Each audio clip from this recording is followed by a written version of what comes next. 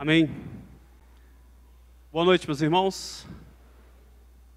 Vamos mais uma vez meditar na palavra de Deus como o próximo ato deste culto. E nessa noite, nessa mensagem, eu gostaria de falar sobre um tema muito comum para todos nós, que é o nome. O nome. Essa palavra que nos designa, Nos representa. Meu nome, por exemplo, como talvez alguns não saibam, é Bruno Fardim Faé. O nome é uma coisa muito importante para a gente e às vezes a gente fica impactado com nomes que a gente ouve. E até um nome pode nos trazer um sentimento, talvez bom, talvez ruim. Se eu disser alguns nomes aqui, por exemplo, se eu disser Zico, o pessoal do Flamengo já sente uma alegria imediata apenas por ouvir este nome. Mas se eu disser Hitler, muitos já vão sentir uma carga pesada apenas por ouvir este nome. Há pouco tempo saímos de uma eleição, se eu disser alguns nomes aqui, Aécio Neves, Dilma, alguns já vão se sentir mais animados, outros um pouco mais contrariados. Se eu disser Beethoven, o pessoal da música já vai, poxa, Mozart representa muita coisa. Então o nome é uma coisa muito importante. A gente às vezes vê nomes engraçados, e a gente acha engraçado alguns nomes, Como é que uma pessoa pode se chamar com esse nome, Eu trouxe aqui uma listinha de nomes engraçados. Eu achei engraçado, Não sei se vocês vão achar interessante as pessoas que tinham esse nome. Alguns nomes estranhos, Por exemplo, Agrícola Beterraba Areia, Amin Amou Amado, Amazonas Rio do Brasil Pimpão, Antônio Morrendo das Dores, Barrigudinha Celeida, Carabino Tiro Certo, Céu Azul do Sol Poente, são todos nomes de pessoas registradas nos cartórios. Colapso Cardíaco da Silva, Chevrolet da Silva Ford, Dezêncio Feverencio de 85, Dolores Fuertes de Barriga, Faraó do Egito de Souza, Inocêncio Coitadinho, Manuel Sola de Sapato, Rolando Caio da Rocha, Voltaire Rebelado da França. E também tem o nome de uns irmãos, que o pai gostava de dar o nome em série para os irmãos, Então tinha 4 irmãos: epílogo, verso, estrofe e poesia. Aí mais 3 irmãs: Xerox, autenticada e fotocópia. 4 irmãos: cedilha, vírgula, cifra e ponto. E as 2 irmãs: defuntinha e finada. Defuntinha e finadinha. Estranho esses nomes, Mas são nomes, que representam essas pessoas. Eu queria então falar sobre nomes. Um nome, na verdade um nome. O nome mais importante de todos. O nome mais especial, o nome mais lindo, o nome mais doce, o maior nome.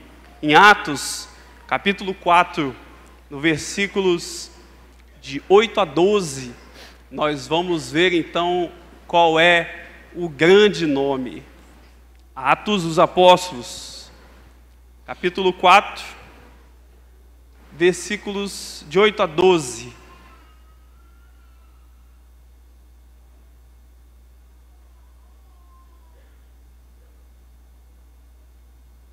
Fique com a sua Bíblia aberta, porque nós vamos depois lá no capítulo 3, vamos ler algumas passagens que nos ajudam a entender o 4, que vão enriquecer nosso entendimento sobre o texto. Então fica com a sua Bíblia aberta aí do seu colo, tá bom? Que vai ser muito mais rico para você.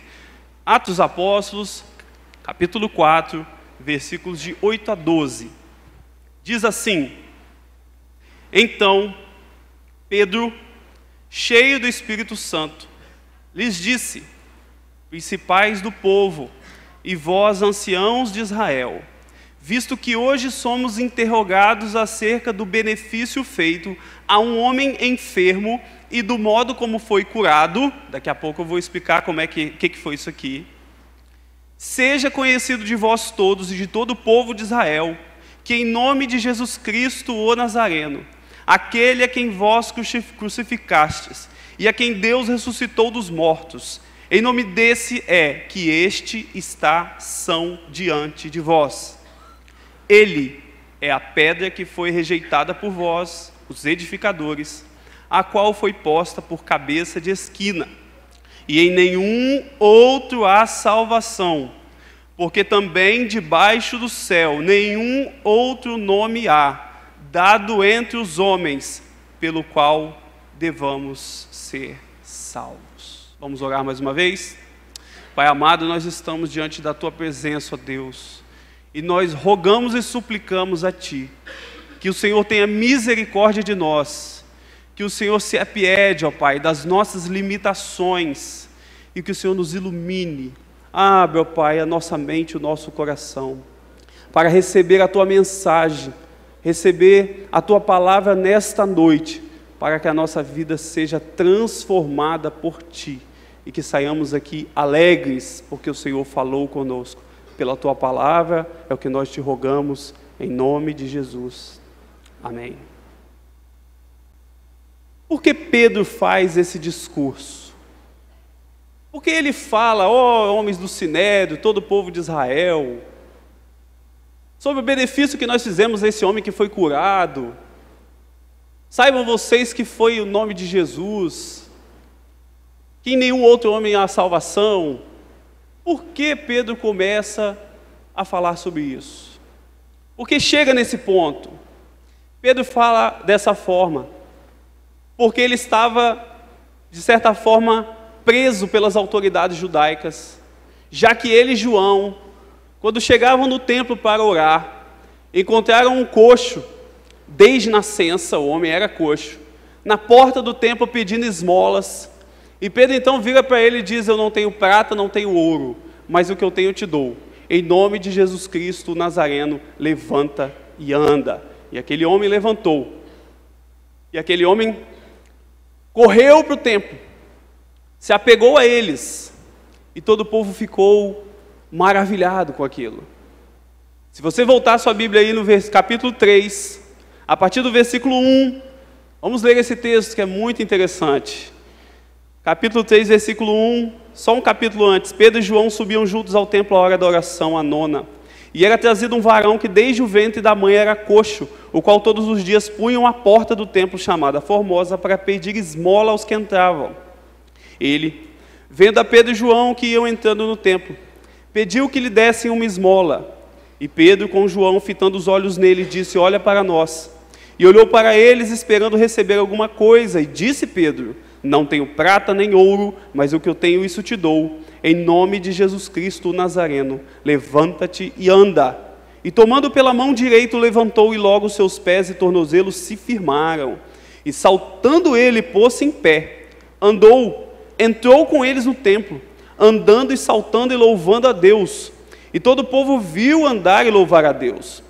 E conheciam-no, pois era ele o que se assentava a pedir esmola à porta formosa do templo, e ficaram cheios de espasmo e assombro pelo que acontecera. E apegando-se ele a Pedro e a João, todo o povo correu atônito para junto deles no alpendre chamado de Salomão. E quando Pedro viu isto, disse ao povo, varões israelitas, por que vos maravilhais disto? Ou por que olhais tanto para nós, como se por nossa própria virtude ou santidade fizéssemos andar este homem? Pedro está dizendo para ele, homens de Israel, não olhem para nós não temos poder, nós não temos santidade para curar um homem desse. Ele está dizendo, quem curou este homem foi Jesus. Este homem foi curado pelo nome de Jesus. Meu amigo, o nome de Jesus recebeu de Deus a autoridade para curar. Assim como este homem foi curado. E tantas pessoas são hoje curadas e restauradas. Elas são pelo nome de Jesus, porque esse nome foi glorificado por Deus. Esse nome recebeu de Deus a autoridade. Em Mateus, capítulo 10, versículo 8, Jesus mesmo diz sobre o seu nome. Ele diz, curai os enfermos, limpai os leprosos, ressuscitai os mortos, expulsai os demônios, de graça recebeste, de graça dai. Vão, façam essas coisas em meu nome. Em João, capítulo 14, versículo 3, Jesus também diz: e tudo quanto pedirdes, em meu nome eu farei, para que o Pai seja glorificado no Filho. Você está aflito? Você está preocupado? Você está oprimido? Você está sofrendo? Você está desesperado? Você precisa de um milagre? Jesus pode fazer este milagre. Ele é o único que pode fazer o milagre. Eu não te garanto que Jesus vai fazer um milagre, mas eu te garanto que Ele é o único que pode. Se você precisa de um milagre, se você precisa de um socorro, se você precisa da atuação de Deus na sua vida, não adianta procurar em outro nome. Só há um nome, o qual você pode procurar, e é o nome de Jesus, que fez este milagre na vida deste homem, e continua tendo poder para fazer milagres ainda hoje, e ainda faz. Aqui mesmo nesta igreja, há mais ou menos uns 2 anos, se não me engano, nós vimos o nome de Jesus fazer um milagre. Uma jovem de nossa igreja ficou grávida. E durante a gravidez ela foi diagnosticada com uma doença, toxoplasmose, que foi a Mariane, esposa do Gessi, estava grávida do João. E o diagnóstico toxoplasmose, ele vem acompanhado de algumas consequências, possíveis consequências para a criança. E o parecer do médico foi o seguinte: olha, essa criança, ela vai nascer com problemas na visão, problemas na fala, problemas mentais, e pode ser que nem nasça. E ela trouxe para a igreja esse pedido. Ela estava aflita. Ela e o pai, aliás, toda a família, e toda a igreja ficou também. Mas a igreja não ficou só aflita, ela não ficou paralisada, ela buscou um nome. A igreja começa uma campanha de oração, com fé, com confiança, no nome daquele que curou o coxo de nascença, o mesmo nome poderoso de Jesus, que cura, que transforma ainda hoje, na confiança de que Deus estava olhando aquela situação. E a criança nasceu, e se você olhar para ela hoje, ninguém diz que ela passou por essa situação. Nasceu completamente perfeita, hoje é uma criança absolutamente normal, para a glória de Deus. Cumpriu-se exatamente aquilo que Jesus disse lá em João, para que o Pai seja glorificado no Filho. Jesus transforma casamentos, Jesus transforma a saúde, Jesus transforma relacionamentos entre pai e filhos. Você precisa clamar somente por este nome. Este é o único nome que pode te ajudar. Mas Deus usa e opera através do nome de Jesus, não é para o seu próprio deleite, nem para o meu próprio prazer. Se Deus fizer alguma coisa na sua vida através do nome de Jesus, Ele faz para que o nome dEle seja glorificado. Não é para que você receba riquezas, não é para que você curta a vida, não é nada disso. Ele faz isso para que a sua vida se aproxime mais e mais de Deus. Ele quer operar e Ele pode operar na sua vida para que você se torne um discípulo, para que você se torne mais semelhante a Ele, para que você o siga, para que você seja salvo. Jesus não estava interessado apenas na cura física daquele coxo. Como eu disse, coloquei no Facebook ontem, enquanto eu estava meditando nesse texto, de que adianta o coxo voltar a andar se ele caminhar em direção ao inferno. De que adianta Deus prosperar a sua vida com bênçãos materiais se você se afastar cada vez mais dele?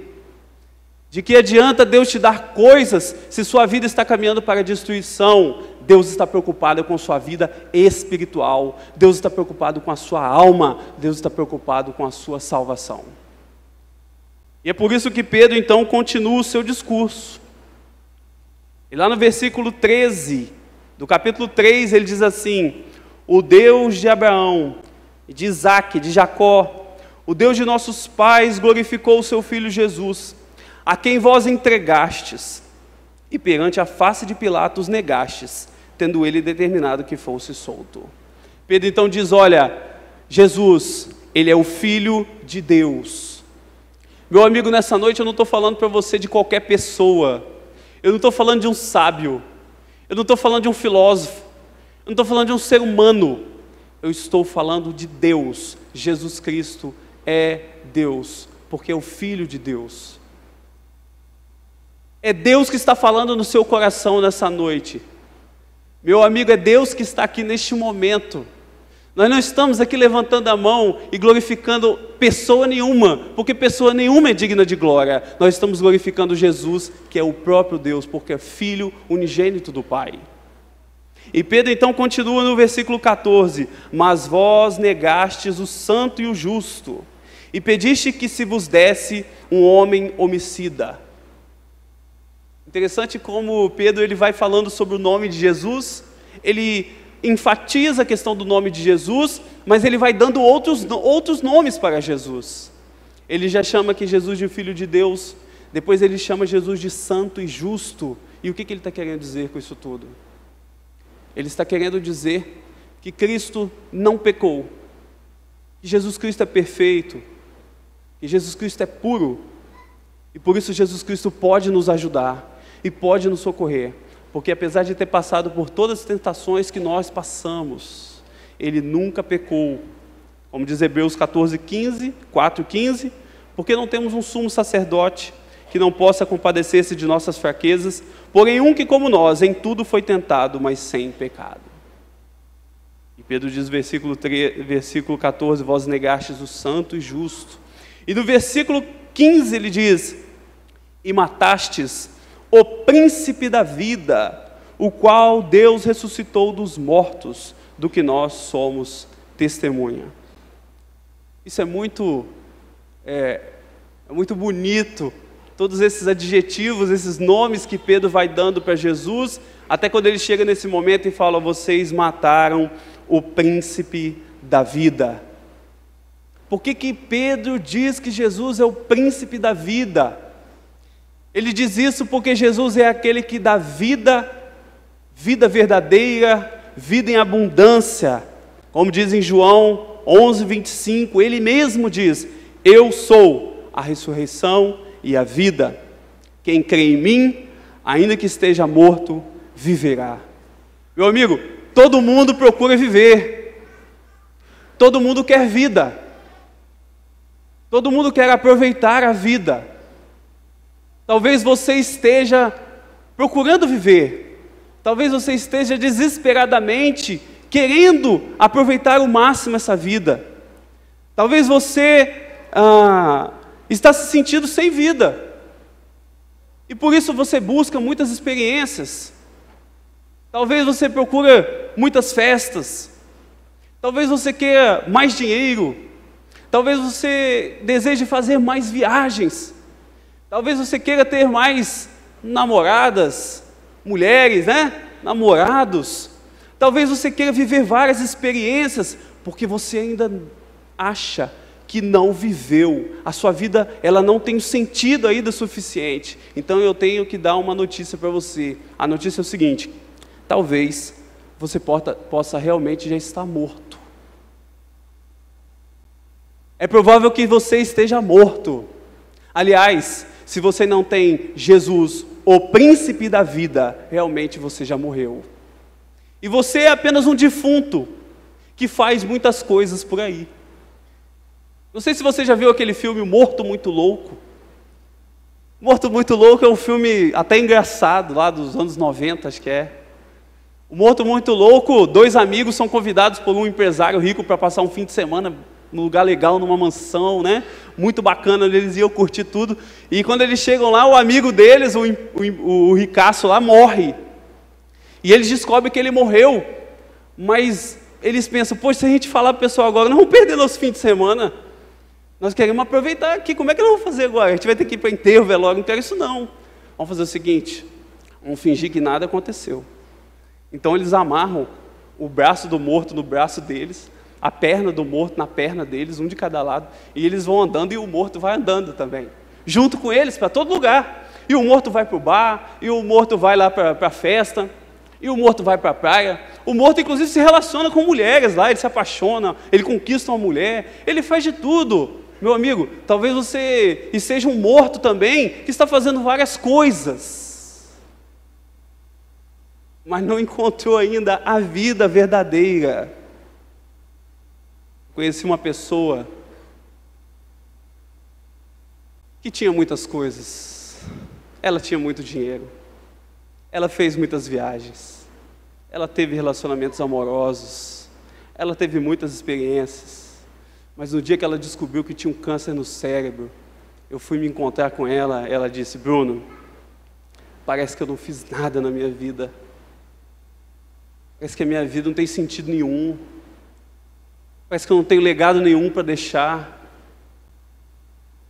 Parece que eu não fiz diferença alguma neste mundo. Se você não tem Jesus, meu amigo, você vai perceber mais cedo ou mais tarde que a vida vivida somente para você mesmo não tem sentido. Você precisa viver para Deus. E isso é vida, e vida em abundância. Então Pedro continua ali no versículo, o príncipe da vida, versículo 16, e pela fé no seu nome, fez o seu nome fortalecer a Ede que vedes e conheceis, falando do coxo, ex-coxo, né? Que agora era um andante, e a fé que é por ele, deu a este na presença de todos vós esta perfeita saúde. E agora, irmãos, eu sei que o fizestes por ignorância, como também os vossos príncipes. Meu amigo, pode ser que tudo que você esteja fazendo na sua vida seja por ignorância, assim como eu, durante 19 anos, vivi na ignorância, porque não conhecia a palavra do Senhor, não conhecia este nome, procurava em muitos nomes, confiando em muitos nomes, mas não conhecia o verdadeiro nome. A palavra de Deus diz que Deus não leva em conta os tempos da ignorância. Ele está te revelando nesta noite, para que você saiba que Ele te ama. É o que Pedro está dizendo aqui, vocês fizeram por ignorância. Mas no versículo 18 ele diz, mas Deus assim cumpriu o que já dantes pela boca de todos os seus profetas havia anunciado, que Cristo havia de padecer. Versículo 19, arrependei-vos, pois, e convertei-vos, para que sejam apagados os vossos pecados, e venham assim os tempos de refrigério pela presença do Senhor. Só há uma solução para a nossa vida, para que tenhamos tempos de refrigério, para que você tenha paz na alma, para que você se reconcilie com Deus. Arrependa-se. Converta-se, da mesma forma que Pedro está dizendo aqui, e Deus apagará os seus pecados. Olha que interessante, né? Que ele fala, convertei-vos para que sejam apagados os vossos pecados. Me lembra aquele versículo de Miqueias capítulo 7, versículos 18 e 19. Quem é comparável a ti, ó Deus, que perdoas os pecados, esqueces a transgressão do remanescente da sua herança? Tu que não permaneces irado para sempre, mas tem prazer em mostrar amor. De novo terá compaixão de nós, pisará as nossas maldades e atirarás todos os nossos pecados nas profundezas do mar. O pecado que te afasta de Deus, meu amigo, você não vai conseguir apagar ele por si só. Ontem também, no Facebook, enquanto eu estava meditando, eu postei uma pequena ilustração para falar sobre isso. E eu dizia ali que o pecado é igual uma mensagem do WhatsApp, ou um e-mail, uma mensagem errada que você manda para uma pessoa. Depois que você mandou essa mensagem chegou lá na caixa postal dela, uma mensagem errada, não tem mais como apagar. Você não tem como fazer mais nada. Você só pode pedir desculpas e pedir que a mensagem seja apagada. O seu pecado diante de Deus é a mesma coisa. O seu pecado não está mais na sua mão. O seu pecado não está só dentro de você. É por isso que você fica fazendo boas obras apenas, ou fazendo vários jejuns, ou vivendo uma vida sectária, você vai se purificar e vai compensar os seus pecados. Isso nunca vai acontecer, porque os seus pecados já chegaram diante de Deus, eles já estão lá no trono de Deus, e a única coisa que você pode fazer é se arrepender e pedir a Ele: Senhor, apague os meus pecados. Arrependimento é um sentimento de vergonha e de tristeza sincera diante de Deus. É aquele sentimento de tristeza por ter feito errado e diferente do que Deus queria. É aquele sentimento de vergonha por ter ofendido a Deus que te criou. Então Pedro diz que se você fizer isso, você vai ter tempos de refrigério. Meu amigo, talvez o refrigério que você esteja precisando na sua vida não seja umas férias prolongadas. Talvez o refrigério que você está precisando na sua vida não seja uma viagem muito bacana. Provavelmente essa conturbação que está aí dentro de você, esses conflitos que estão dentro do seu coração, eles precisam ser refrigerados pela paz de Deus. Você precisa que Deus arranque de você e coloque em você a paz dEle. Interessante que um colega meu na semana passada nunca fala nada de Deus, nunca procura o Senhor, nunca lê a palavra, nunca ora, nunca vai na igreja. Ele disse comigo que ele estava preocupado, que ele precisava ir numa romaria que ia acontecer, para ver se ele conseguia comprar um pedacinho no céu. Meu amigo, o céu não tem terreno à vendas. O céu só tem casas. Você só vai entrar lá se você pegar a chave com o dono. E o dono quer dar essa chave para você. Se você se arrepender e se reconciliar com ele. Não tenta comprar terreno no céu. Não tenta comprar pedacinho no céu fazendo coisas aqui. Você tem que se humilhar diante de Deus, como eu fiz um dia nessa igreja, e falar: Senhor, me limpa, me salva, me transforma, eu me arrependo. Muda a minha vida. É isso que você tem que fazer. E olha no versículo 20, o que Pedro fala? E envie ele a Jesus, que já dantes vos foi pregado, o qual convém que os céus contenha até os tempos da restauração de tudo, dos quais Deus falou pela boca de todos os seus santos profetas. Pedro fecha, falando assim: olha, e Jesus um dia vai voltar aqui para buscar aqueles que ele salvou. E você pode ir para este lugar com Jesus. Ele disse: na casa do meu Pai há muitas moradas. Para onde eu vou, vocês vão também. Nós vamos. Levante a mão quem vai. Levante a mão quem vai.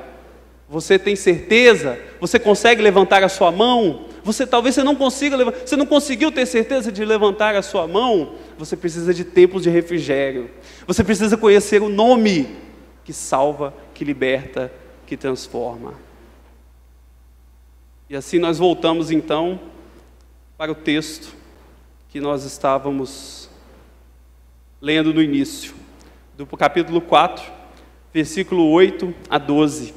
E o 12 diz: em nenhum outro nome há salvação, porque também debaixo do céu nenhum outro nome há dado entre os homens, pelo qual devamos ser salvos. Não confie em nenhum outro nome, meu amigo. Confie naquele nome que tem poder. Confie no nome do Senhor, no nome que tem autoridade.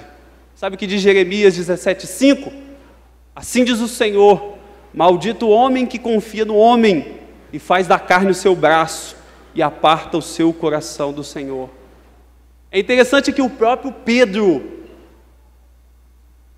E o nome Pedro significa pedra. Tanto assim que lá em Mateus capítulo 16, um dia Jesus virou-se para Pedro e disse: Pedro, tu és rocha.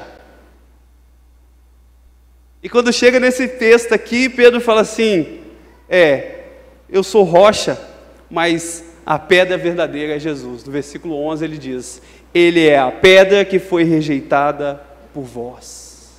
Ele é a pedra. O próprio Pedro, que muitos consideram o primeiro Papa, um grande santo. Da mesma forma, João Batista diz: é necessário que ele cresça e eu diminua. Da mesma forma, Maria, quando recebe a notícia de que Jesus vai nascer do seu ventre, ela não diz: nossa, que grande santa eu sou, muito importante. Ela fala: a minha alma se alegra em Deus, meu Salvador. Deus, meu Salvador. Nem Maria, nem Pedro, nem João, nem Maomé, nem Buda, nem Confúcio, nem santo, nem sábio, nem filósofo, nenhum. Só há um nome. Isso me lembra uma história muito interessante, foi como o Evangelho chegou numa pequena vila lá de Anchieta chamada Ubu. Por que eu sei dessa história? Porque quem me contou essa história foi a dona Zilda Simões, a avó da minha esposa. Ela estava contando como ela se converteu. E ela primeiro contava como que o Evangelho chegou lá na vila de Ubu. Isso há 50 anos atrás. Imaginem. Diz ela, eu ia dizer diz a lenda, mas não é verdade.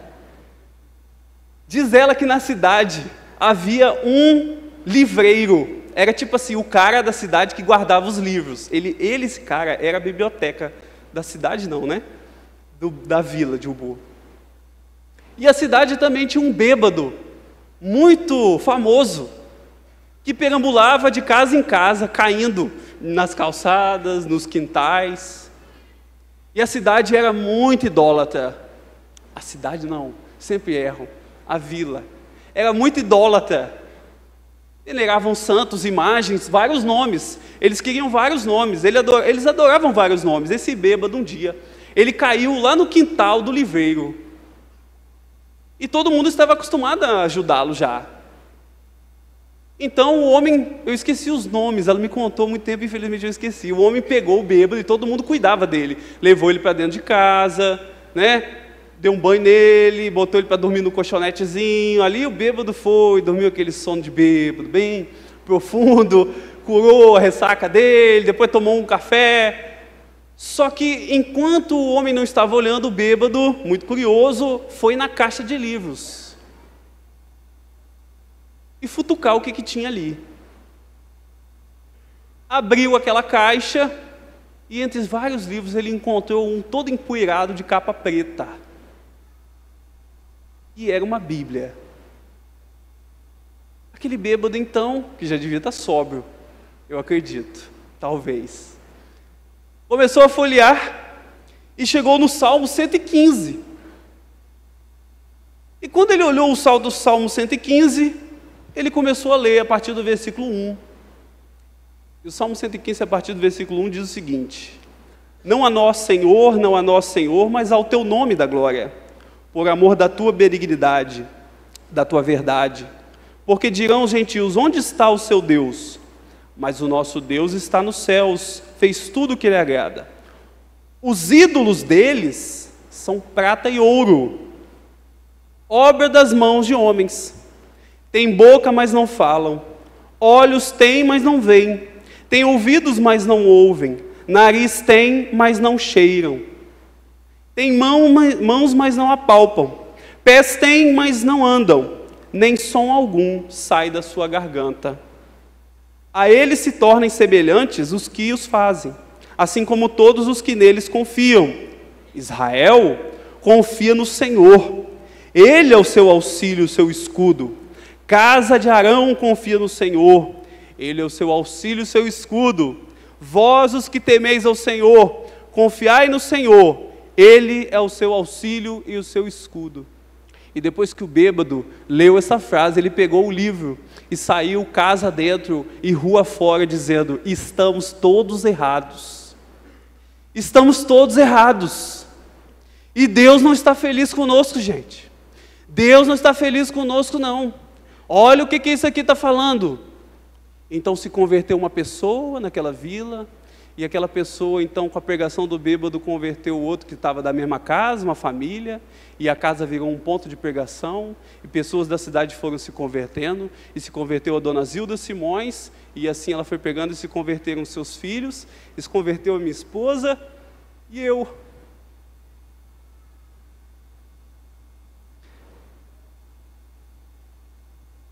E o evangelho chegou até mim.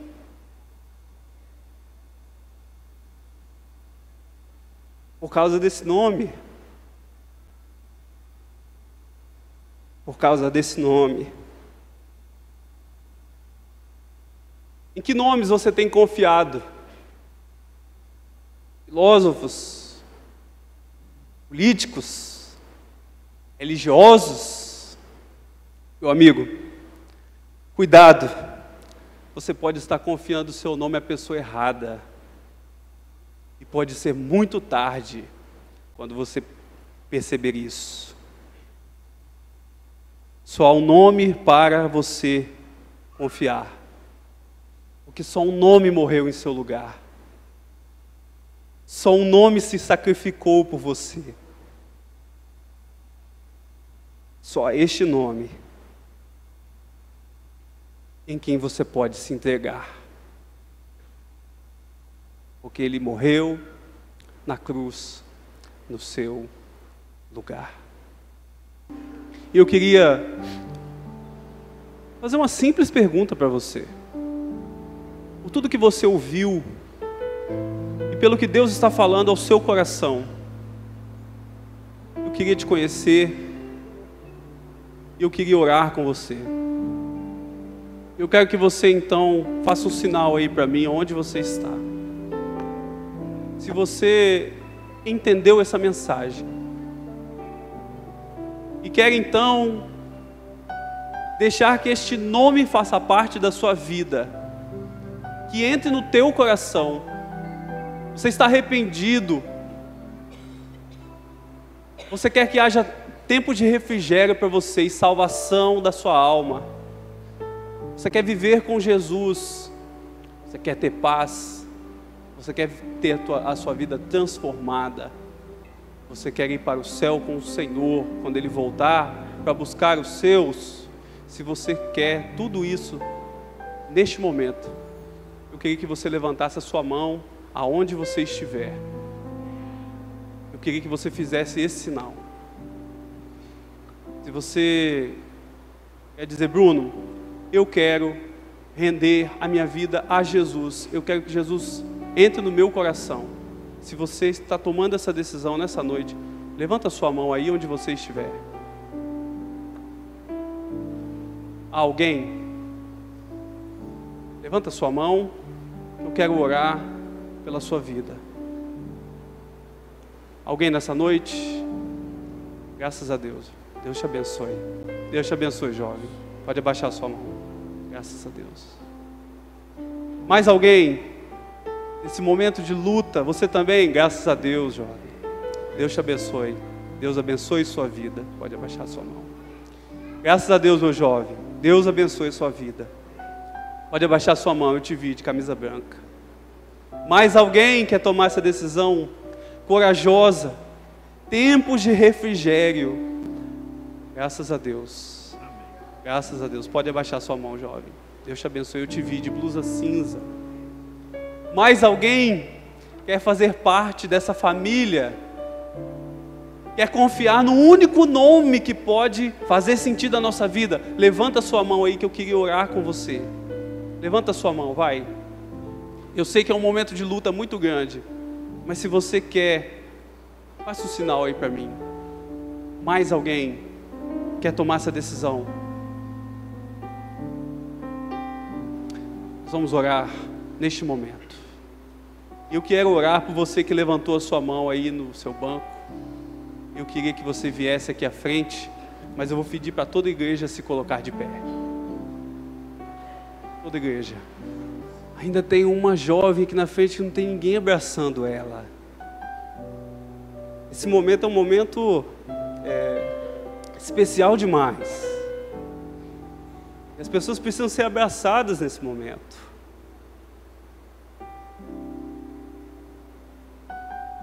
Você ainda não teve coragem de vir, mas quer vir ainda?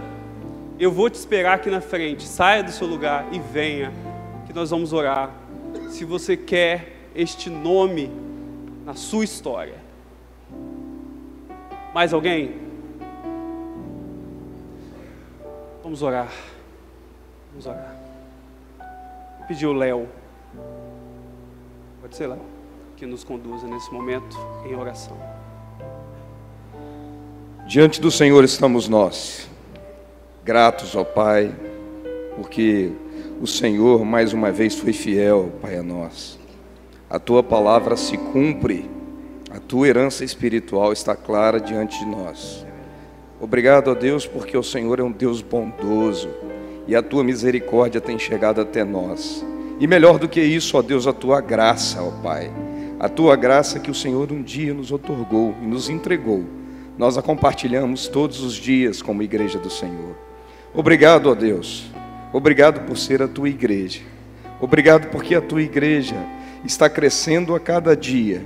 A igreja de Jesus e não a Batista, mas a de Jesus, ó Pai.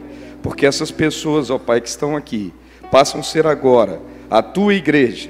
E elas também vão levar esse Jesus aos seus familiares e amigos. Que o Senhor as ajude, ó Pai, a ter uma caminhada ao Teu lado, que hoje seja só o primeiro passo e que nós possamos estar juntos nessa caminhada. Nós te pedimos, te agradecemos, o culto é Teu, Senhor, mas os abençoados somos nós. Obrigado por tudo que o Senhor tem feito em nome de Jesus. Amém, Senhor.